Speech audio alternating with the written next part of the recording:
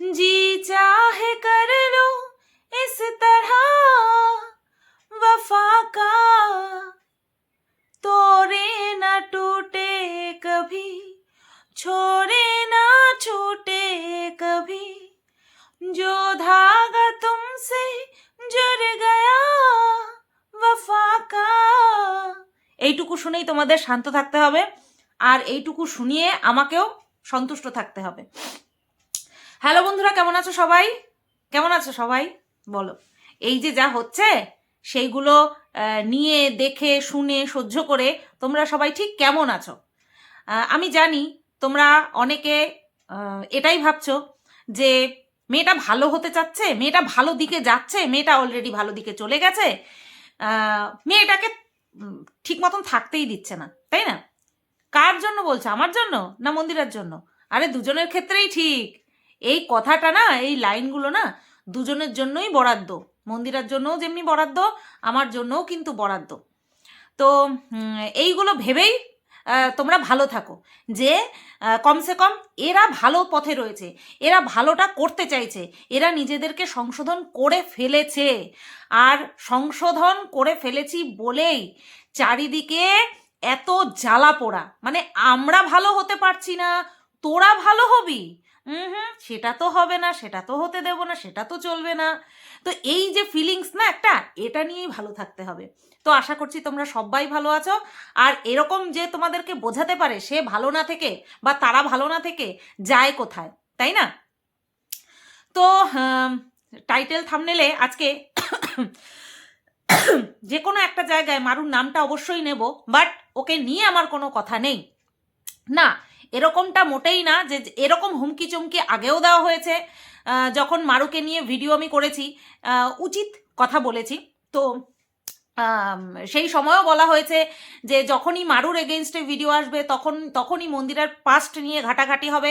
তারপরেও আমি করেছি একদম ভিডিও টু ভিডিও, যতটুকু যেভাবে করা যায়। আর আমার ভিডিও দেখে কারোর চোখের জল পড়বে এরকম ভিডিও এখন আর আমি করি না, ঠিক আছে?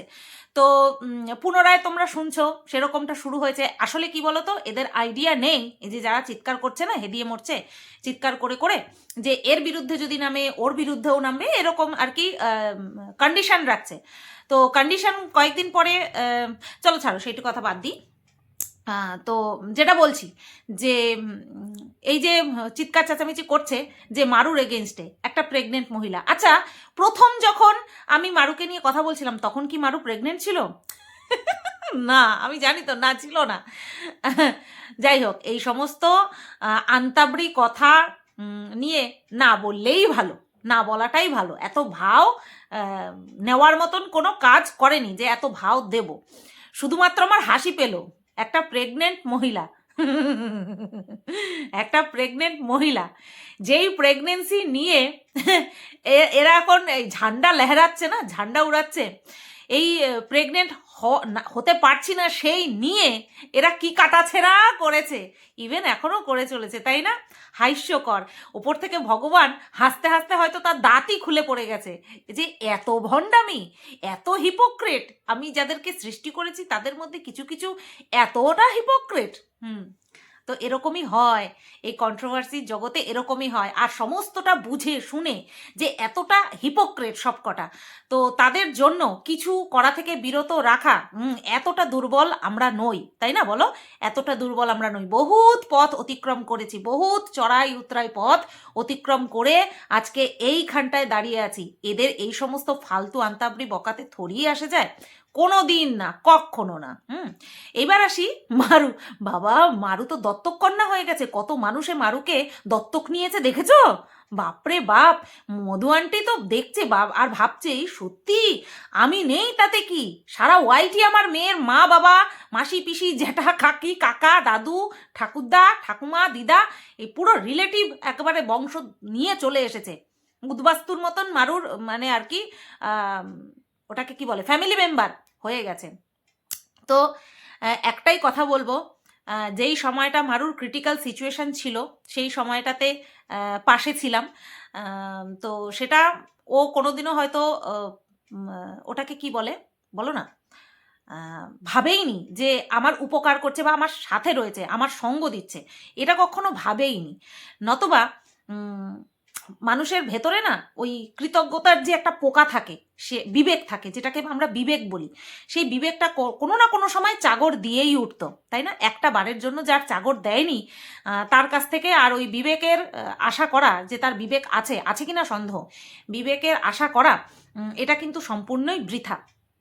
প্রথমেই বলেছি, যখন কিনা কনফার্ম ছিলাম না তখনই বলেছি যে যদি মারু প্রেগনেন্ট হয়ে থাকে তাহলে তার প্রেগনেন্সি পুরো জার্নি যেন সুস্থ থাকে, সুস্থ হয়, যেন একটা সুস্থ স্বাভাবিক সন্তানের জন্ম দেয়, নিজেও সুস্থ থাকে, সবাইকে নিয়ে যাতে সুখে থাকে। আমি না চাইলেই, জানো তো, আমি চাইলেই এখন এই ভরা বাজারে প্রমাণ দিয়ে আমি কিন্তু প্রুফ করে দিতে পারি, প্রমাণ দিয়ে প্রুফ করে দিতে পারি যে প্রুফ আর প্রমাণ একই, ওটা তোমরা বুঝতে পারছো, যে এভিডেন্স দিয়ে প্রমাণ করে দিতে পারি যে আমি মারুর ঠিক কত বড় শত্রু, কত বড় শত্রু, কতটা খারাপ চাই, মন্দিরা আমাকে কতটা বাজেভাবে পরিচালনা করেছে, ইনস্টিগেট করেছে, যাতে করে আমি মারুর ক্ষতি চাইতে পারি, সেটা কিন্তু আমি প্রমাণ দিয়ে দেখিয়ে দিতে পারি। কিন্তু কিছু মানুষের কাছে আমি দায়বদ্ধ, তার জন্য প্রমাণ আমি এখানে দিতে পারছি না। যদি কোনো সময় দেখি যে যাদের কাছে আমি এখন দায়বদ্ধ রয়েছি তাদের তরফ থেকে কোনো বেইমানি বিট্রামি হতে দেখি, তখন কিন্তু অবশ্যই দিয়ে দেব, সময় ডেট মেনশন করে আমি কিন্তু দিয়ে দেব। যে আমি ঠিক কতটা শত্রু, কত বড় শত্রু ছিলাম মারুর, কত খানি ক্ষতি আমি চেয়েছি, প্রমাণ সমেত কিন্তু তোমাদের কাছে তুলে দেব। ঠিক আছে, সবটাই সময় সাপেক্ষ। যদি আমার কাছে ধরা পড়ে, যাদের কাছে আমি দায়বদ্ধ, তাদের যদি কোনো দ্বিচারিতা আমার চোখে পড়ে, একবারও ভাববো না, সে আমি যেখানেই থাকি, কন্ট্রোভার্সি ওয়ার্ল্ডে থাকি বা না থাকি, আমি যেখানেই থাকি আমি কিন্তু প্রমাণ দিয়ে দেব। ঠিক আছে, তো মারুকে নিয়ে আমি আমাকে কি বলবো, ছাড়ো, কোনো কথা নেই আর। মারুর দত্তক বাবা মা সবাই চলে এসেছে মারুকে একেবারে আগলে রাখার জন্য, কোনো অসুবিধা হতেই দেবে না। আর আমরা তো একেবারে অন্তরের অন্তঃস্থল থেকে চাই যাতে ওর কোনো অসুবিধা না হয়। ঠিক আছে, কষ্ট হয়, কষ্ট দিয়েছে, সেই কারণের জন্যই হয়তো নেগেটিভ ভিডিও করতে নেমেছিলাম, মানে ওর আসল বিষয়টা আর কি তুলে ধরতে নেমেছিলাম। কোথাও আর কি ভিডিও করেছি, কোথাও নিজের অনুভূতি তোমাদের শেয়ার করেছি, কোথাও অনুমান খাটিয়েছি, যেটা কিনা প্রত্যেকে করে, প্রত্যেকটা কন্ট্রোভার্সি ক্রিয়েটার করে। কিন্তু ওই যে সব দায়ভার তো আমাকে দায় দিতে হবে কেন বলো তো? এক্স্যাক্ট মারুকে নিয়েই বললো। কারণ মারুকে নিয়ে ভিডিও করলে তোমরা বেশি দেখছো। It's all about views. তোমরা সবাই দেখছো মারুকে নিয়ে ভিডিও করলে, বুঝতে পেরেছো? তো সেই কারণের জন্য। ঠিক আছে, আচ্ছা, মারুর এগেনস্টে কি শুধুমাত্র আমি ভিডিও করছি? আমাদের জ্যোতিষী দিদিও কিন্তু মারুকে নিয়ে ভিডিও করছে। হ্যাঁ, সুরটা চড়া সুর থেকে নরম সুর হয়েছে, কিন্তু ভিডিও কিন্তু করছে। তাই বলে জ্যোতিষী দিদির বিরুদ্ধে কি কেউ নেমেছে?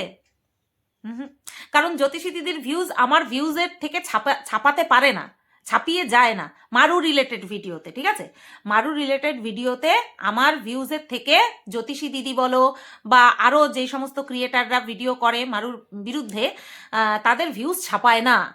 আর আমি তো সবারই নয়নের মণি। আমি কেন বলবো আমি চোখের কাঁটা? আমি নয়নের মণি।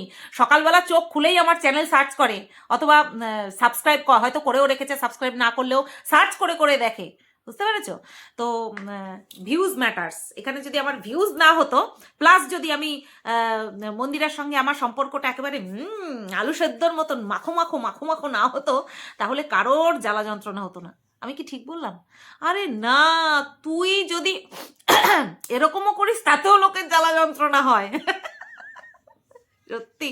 আচ্ছা, যাই হোক, এই বিষয়টা নিয়ে বললাম।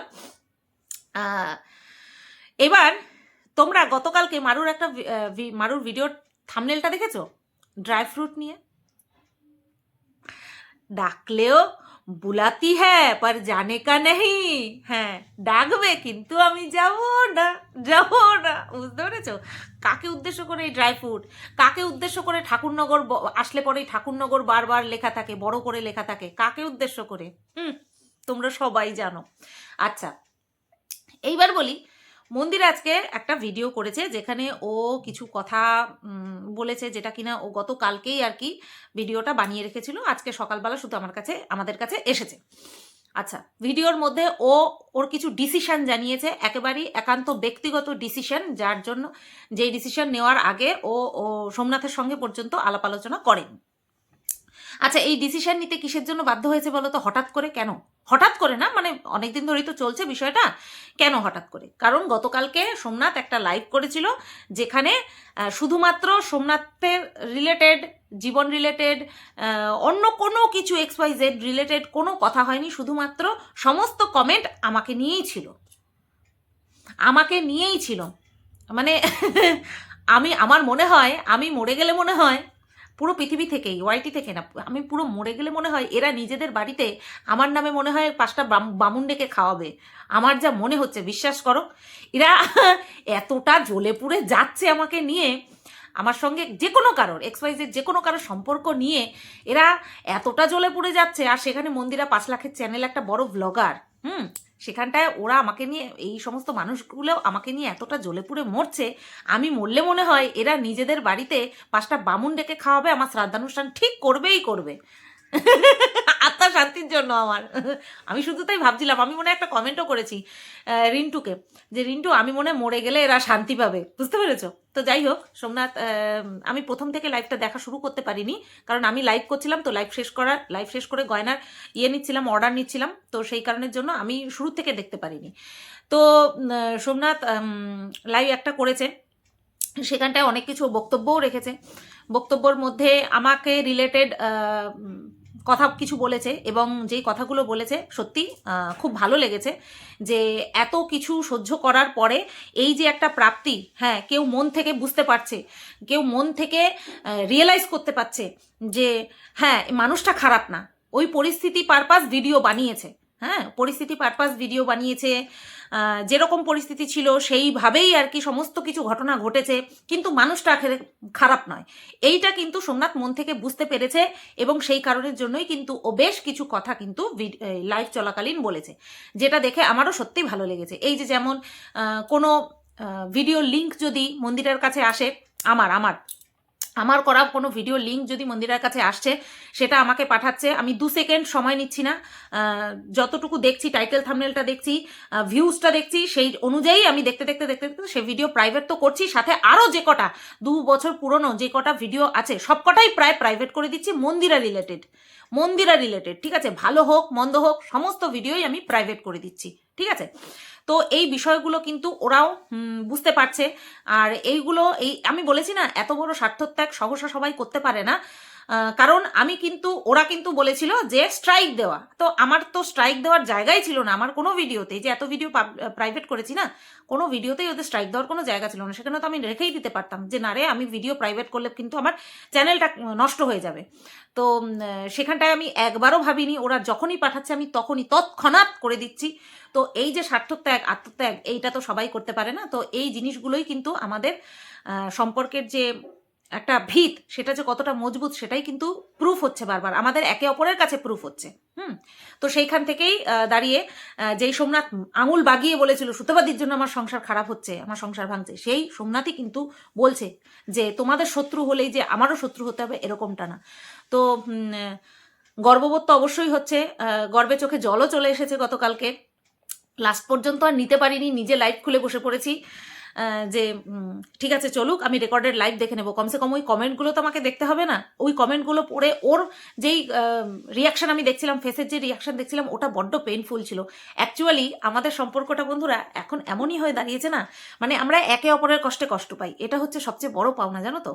মানে আমি ভাবছি আমার জন্য ওদেরকে এত কিছু সহ্য করতে হচ্ছে, ওরা ভাবছে যে এই মহিলাটাকে এত কিছু বলছে, আমাদের জন্য বলছে, আমাদের সঙ্গে সম্পর্ক রাখার জন্য বলছে। তো এটা হচ্ছে আমাদের সম্পর্কের ওটাকে কি বলে, প্রাপ্তি, এটাই যে হচ্ছে প্রাপ্তি আমাদের। তো আমরা ভীষণ হ্যাপি যে আগুনে যত পোড়াচ্ছে আমাদের হলমার্ক তত বেরিয়ে আসছে, বুঝতে পারছো, হলমার্কটা বেরিয়ে আসছে। তো এই গেল সোমনাথের লাইভের ঘটনা। আর তোকে কঙ্কাল হতে দেবো না ভাই, তোকে কঙ্কাল হতে দেবো না, তার জন্য আর কত স্যাক্রিফাইস করতে হবে, সব করব, আমরা সব করব, আমরা কথা দিলাম, আমরা সব করব। আর এবার হচ্ছে মন্দিরার ভিডিও নিয়ে কথা, সেটা হচ্ছে, দাঁড়াও 1 মিনিট, হ্যাঁ, এবার হচ্ছে মন্দিরার ভিডিও নিয়ে কথা। মন্দিরা আজকে ভিডিওটা দেখেছি, প্রচণ্ড পরিমাণে ডিস্টার্ব ছিল আর প্রচণ্ড পরিমাণে ওর যন্ত্রণা হচ্ছিল, যার জন্য ও এত বড় একটা ডিসিশন নিয়েছে। আমরা প্রচুর প্ল্যান করেছি বিগত মানে কত মাস ধরে আমরা প্ল্যান করেছি, আমরা নিজেরাও জানি না কবে সবাই এক জায়গায় হব, কবে আমরা পাঁচজন একে অপরকে জড়িয়ে ধরবো, কবে আমরা একে অপরকে স্পর্শ করব, সামনে থেকে দেখব। আমরা আমাদের এক্সাইটমেন্ট কিন্তু আমাদের ভিডিওতেও শেয়ার করেছি, মন্দিরাও শেয়ার করেছে, আমিও শেয়ার করেছি। তো আজকে সিচুয়েশন বর্তমানে এমনই, মন্দিরা বাধ্য হয়ে এরকম একটা ডিসিশন নিয়েছে যে অন ক্যামেরা আমার কোনো বোন দিদিদের তোমাদের সামনে আমি দেখাবো না, ঠিক আছে? কোনো মানে ওটাকে কি বলে মোমেন্ট আমি তোমাদের সাথে শেয়ার করব না। তো ওর তরফ থেকে এই ডিসিশন নিয়েছে, আর এটাও বলেছে যে আর কেউ কি করবে সেটা কিন্তু আমার দায়িত্ব না। মানে এখানে কিন্তু ব্লগার শুধু মানে ক্রিয়েটার শুধুমাত্র আমি আর মন্দিরা, আমাদের এই 5 জনের মধ্যে, বাদবাকি সবাই কিন্তু আমাদের তোমাদের কাছে ভিউয়ার্স, আমাদের কাছে হচ্ছে বোন বা দিদি। এইবার মন্দিরার তরফ থেকে বলেছে এবার আমি একজন ক্রিয়েটার হিসেবে এই কথার কতটুকু কি সমর্থন করি বা না করি সেটা তোমাদেরকে বলছি। আমি এখন একটা ক্রিয়েটার হিসেবে মন্দিরার সাথে মিশিই না, এটাই হচ্ছে প্রথম উত্তর। এবং সেকেন্ড উত্তর হচ্ছে ও যা ডিসিশন নিয়েছে আমি সেটাকে পূর্ণ সমর্থন করি, মন থেকে করি, ঠিক আছে? মন থেকে করি। নজর পাট্টু এটাই হবে আমাদের, যে আমরা অফ ক্যামেরা আমরা সব কিছু ঠিক রাখবো, অন ক্যামেরা আমরা কিচ্ছু দেখাবো না। আসলে কি বলতো প্রবলেমটা কোথায় হচ্ছে? মন্দিরা একটা বড় ব্লগার, আমি একজন ছোট ক্রিয়েটার। এই যে কে কাকে কি কতটা ছোট করেছে, কে কার সম্পর্কে কি বলেছে না বলেছে, কার বাবাকে কি বলেছে, মাকে কি বলেছে, বোনকে কি বলেছে, এগুলো কোনো ম্যাটার করে না। কারণ আমরা এরকম ভুল ভ্রান্তি প্রায় সব কন্ট্রোভার্সি ক্রিয়েটার করেছি, তাই না? তো কেউ যদি ভালো হতে চায় বা কেউ যদি বিষয়টাকে মেনে নেয় যে সব কিছু আমাদের মধ্যে মেনে নেওয়া মানে হচ্ছে আমাদের মধ্যে সব কিছু বোঝাপড়া হয়ে গেছে, নেক্সট আমরা এই ধরনের আর কোনো কিছু করব না। আচ্ছা, আজকে আমাদের ঘরের মেম্বার যদি একটা অপরাধ করে, ধরো চুরি করেছে, ঘরের থেকে কিছু না বলে, কাউকে না বলে কিছু টাকা নিয়েছে বা গয়না নিয়েছে, কিছু একটা খারাপ কাজ করেছে, এগুলো তো খারাপ কাজ বলে।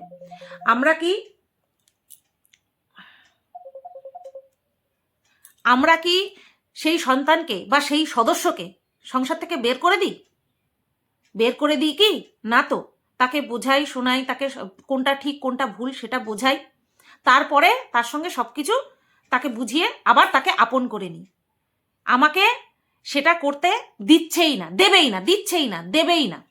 আমরা করে নিয়েছি, ওরা কিছুতেই করতে দেবে না, তাই তো? তো আমরা সবকিছু যখন বুঝতেই পারছি যে মনোবাসনাটা ঠিক নয়, এদের যে ইচ্ছা সেটা যদি ঠিক থাকতো তাহলে হয়তো সব কিছু আমরা মেনে নিতাম, বুঝতে পারতাম যে না হ্যাঁ এরা যা বলছে তার কারণটা, পেছনের কারণটা এটা। কিন্তু এরা যা করছে তা শুধুমাত্র এটা ভেবেই করছে কি করে শুধু বা কন্ট্রোভার্সি ক্রিয়েটার হয়ে এত বড় ব্লগারের এত কাছাকাছি চলে যাবে, কেন, কিসের জন্য, তাই না? আজকে আমার সঙ্গে যখন 49-এর একটা ভালো সম্পর্ক এসেছিল তখন কে কিভাবে ব্যাগরা দেওয়ার চেষ্টা করেছে সেটা তোমরা সবাই জানো। সেটা অল্প অল্পভাবে হয়েছে, কেন? কারণ 49 তো আর অত বড় ক্রিয়েটার নয়, তাই না? এটা কিসের জন্য হয়েছে? ইনসিকিউরিটি বশত। এই সব বিষয়টা হচ্ছে ইনসিকিউরিটি বশত, স্বীকার করুক কেউ বা না করুক, সম্পূর্ণটাই হচ্ছে ইনসিকিউরিটি বশত।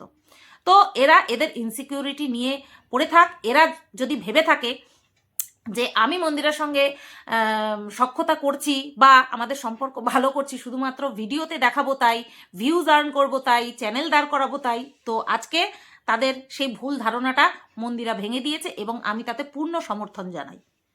দেখাবো না ভিডিওতে কোনো কিচ্ছু দেখাবো না, না আমাদের বাড়িতে আসলে দেখাবো, না আমি ওদের বাড়িতে গেলে দেখাবো, না কোথাও আমরা সবাই মিলে ঘুরতে গেলে দেখাবো। সব কিছুই হবে, সব কিছু তোমরা বুঝতে পারবে, আমরা দেখাবো না কিচ্ছু।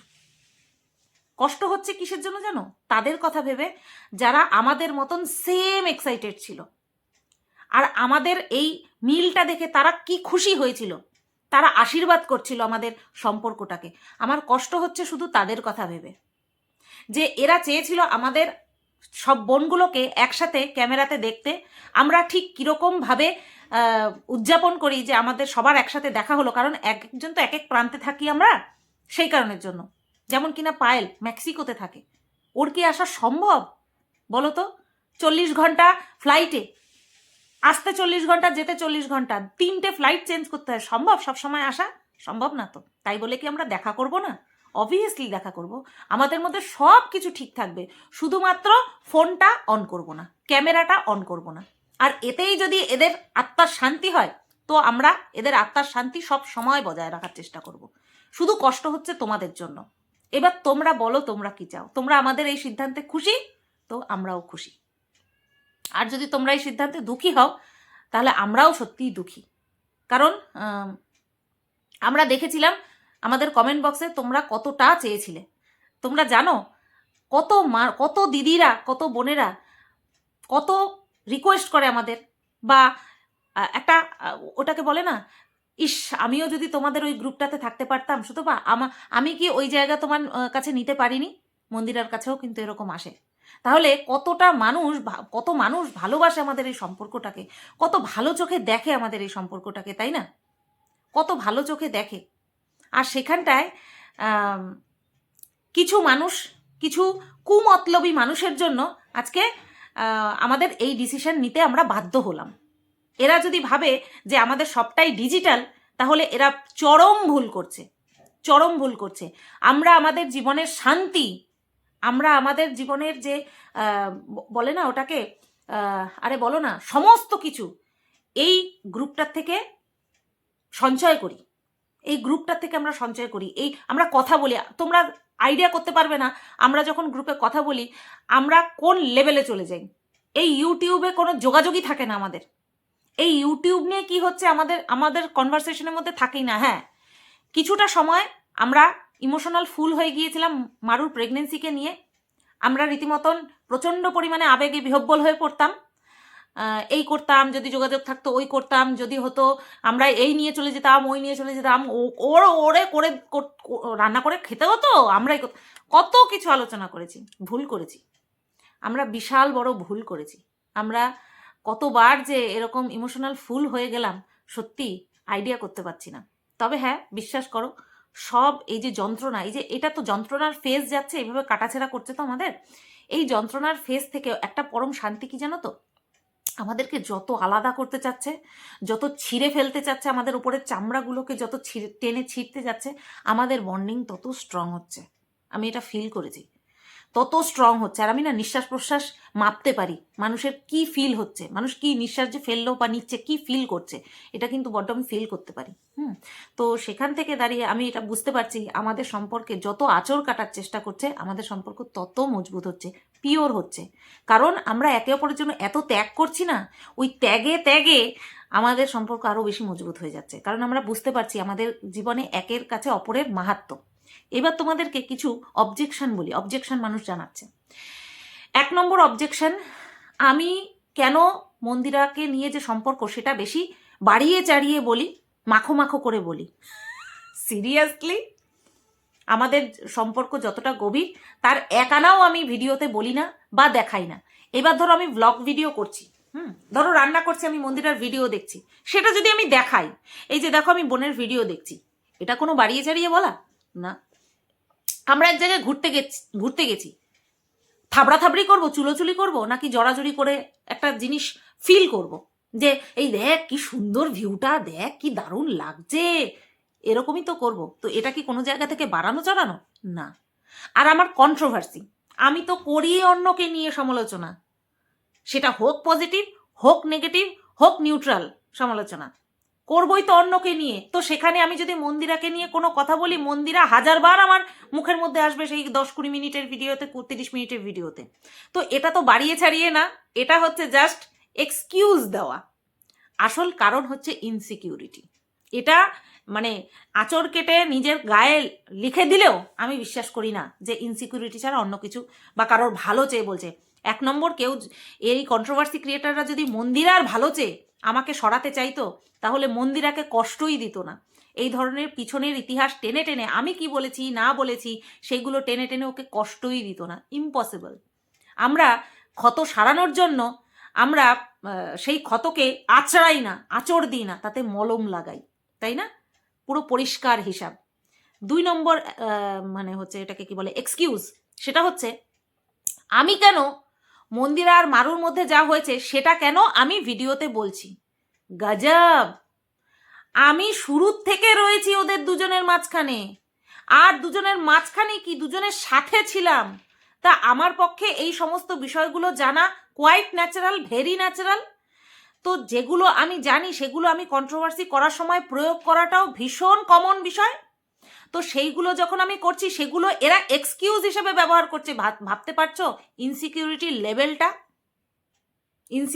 লেভেলটা ভাবতে পারছো? আমি এদেরকে জবাবদিহি করব যে আমি কতটুকু নিয়ে কথা বলবো, আর যদি জবাবদিহি না করি তাহলে এরা কি করবে, এরা মন্দিরার পাস্ট নিয়ে ঘাটাঘাটি করবে। আজকে মারুকে নিয়ে কন্ট্রোভার্সি করছি বলে এরা বলছে, ধরো পরের দিন আমি মিনাকে নিয়ে করলাম, তখন এরা বলবে মিনাকে নিয়ে যদি করে তাহলে। বুঝতে পারছো এদের বিষয়টা কোথায়? এদের 1 নম্বর কারণ হচ্ছে ইনসিকিউরিটি, 2 নম্বর বিষয় হচ্ছে আমাকে এই কন্ট্রোভার্সি জোন থেকে সরিয়ে দেওয়া। বুঝতে পেরেছ? আর এটা এই মন্দিরা বলো, সোমনাথ বলো, বা আমরা 5 জন বলো, বা আমাদের সাপোর্টাররা বলো, এরা বুঝতে পেরেছে বলেই এখনো পর্যন্ত আমরা টিকে রয়েছি, আর আমাদের সম্পর্কটাও টিকে রয়েছে। সবটা আমরা বুঝতে পারছি এদের মেন জ্বালাটা কোথায়। আমি যতদিন এই কন্ট্রোভার্সি জগতে আছি আমার থেকে এরা কেউ উঁচুতে উঠতে পারবে না, এটা এদের দৃঢ় বিশ্বাস। সেই কারণে আমাকে হটানোর জন্য একচেটিয়া রাজত্ব ফলাবে, সেই কারণে কিন্তু উঠে পড়ে লেগেছে। আমি যতদিন এখান থেকে না হটবো ততদিন কেউ হটাতে পারবে না। আর এই যে কথাটা, এটা আমার ইমোশনে আঘাত করা হচ্ছে, আর আমার ইমোশনটা কাকে জড়িয়ে রয়েছে এই ইউটিউব জগতে ক্রিয়েটারদের মধ্যে? মন্দিরা সোমনাথকে নিয়ে। অবশ্যই ওদের মেয়ে তো আছেই। বুঝতে পারছো ঢিলটা কোথায় মারা হচ্ছে? করতে থাকুক, সময় কোনোটাই পার্মানেন্ট না। আমি বারবার এই কথাটা বলি, না দুঃখ পার্মানেন্ট না সুখ পার্মানেন্ট। এই যে কালো অন্ধকার চলছে না, এটা সরে গিয়ে সূর্য উঠবেই, আর খুব তাড়াতাড়ি উঠবে। জাস্ট ওয়েট অ্যান্ড ওয়াচ, ঠিক আছে? এই ভিডিওটা আমি এই পর্যন্তই রাখলাম। ওখানে সাউন্ড হয়েছে বুঝতেই পেরেছ, সব বকবক করছে, আমাকেও যেতে হবে। তো মন্দিরার এই যে ডিসিশন তাতে আমরা সহমত। আমরা সবাই, আমরা 4 বোনই, বাদবাকি 4 বোনই আমরা সহমত। রইল পরে তোমরা যারা দেখতে চেয়েছিলে আমাদের এই বন্ডিংটা, বা আমাদের 5 বোনকে এক কামরাতে না, এক ক্যামেরাতে, তাদের জন্য আমি সরি ফিল করছি, ভীষণ পরিমাণে দুঃখিত। এবার দেখা যাক কত দূর কি হয়। বললাম না, নাথিং ইজ পার্মানেন্ট।